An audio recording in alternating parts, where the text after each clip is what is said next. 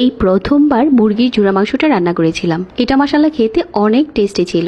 একটার মতো মুরগি নিয়ে প্রথমে লেবুর রস দিয়ে একটু মাখিয়ে রেখেছিলাম। এখন একটা প্যানে নিয়ে 1 চা চামচ করে আদা রসুন বাটা দিয়ে দিলাম। 3 কাপের মতো পানি দিয়ে ভালো করে সিদ্ধ করে নিচ্ছি। মাংসটা সিদ্ধ হয়ে গেছে আর এখানে 1 কাপের মতো পানি রয়ে গেছে, যেটা আমাদের রান্নাতে কাজে লাগবে। এখন মাংসটা খুব ভালো করে ঠান্ডা করে যাওয়ার পর এরকম করে চিড়ে নিয়েছি।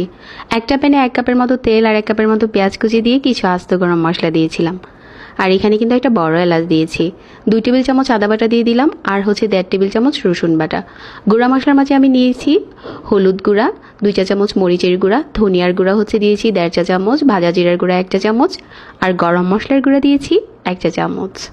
মুরগির মাংসটা সিদ্ধ হয়ে যাওয়ার পর যে পানিটা রয়েছিল ওই পানিটা দিয়ে মশলাটা কষিয়ে নিচ্ছি।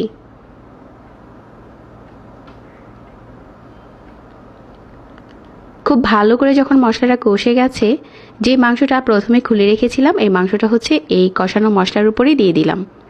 এখানে আর এক্সট্রা কোনো পানি দিতে হবে না, শুধু অল্প আঁচে ভুনে যেতে হবে। ভুনতে ভুনতে একটা সময় কালার চেঞ্জ হয়ে যাবে আর আমাদের ঝুরা মাংস রেডি।